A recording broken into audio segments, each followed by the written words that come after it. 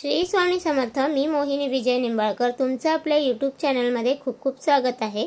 आजच्या व्हिडिओमध्ये आपण बघणार आहोत 29 जुलैला म्हणजे मंगळवारी आहे नागपंचमी। करा हा एक उपाय, घरात सुख समृद्धी व धन येईल।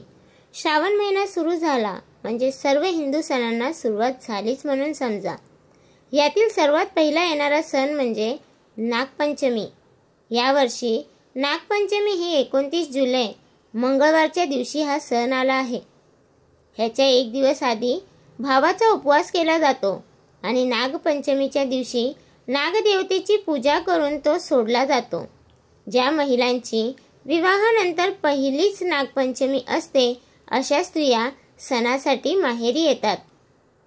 पूर्वीच्या काळी हा सण फार उत्सवाने साजरा केला जात असत। महिला झोके खेळायच्या, हातावर मेहंदी काढायच्या, नवीन वस्त्रे नवीन अलंकार घालून हा दिवस साजरा करत असत।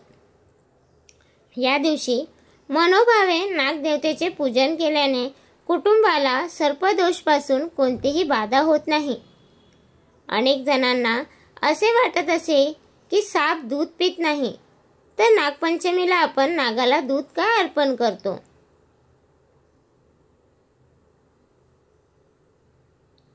यामागे एक कथा आहे। महाराज जन्मेजय यांनी नागयज्ञ केला होता, परंतु हा यज्ञ दरम्यान बऱ्याच नागांचे शरीर जळाले।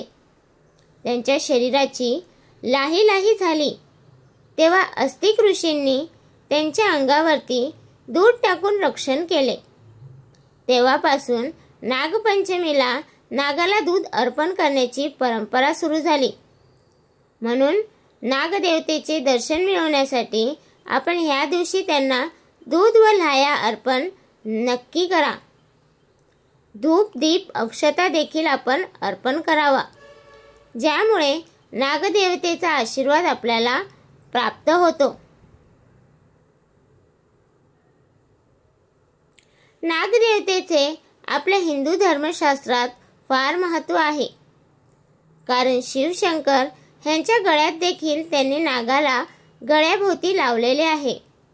तसेच विष्णू देखील नागावरती बसलेले आहेत।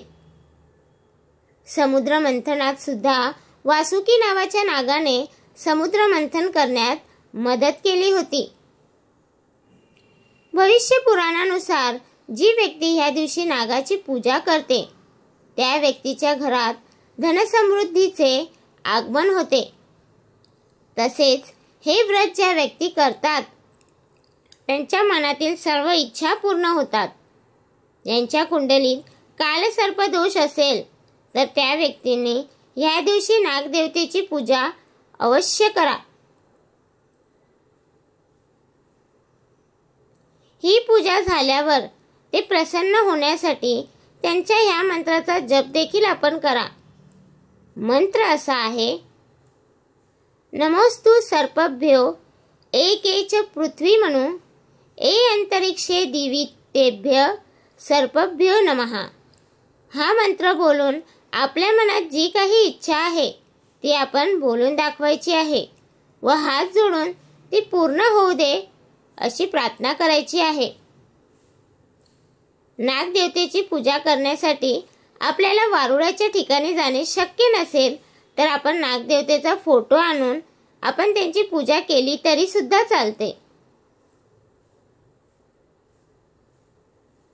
अनेक स्त्रिया या नागदेवतेला आपला भाऊ मानतात।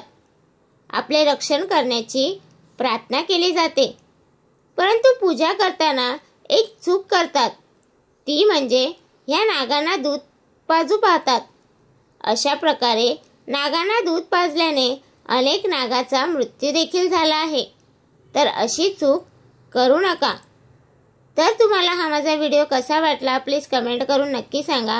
व्हिडिओ आवडल्यास लाईक करा, कमेंट करा आणि शेअर करायला विसरू नका।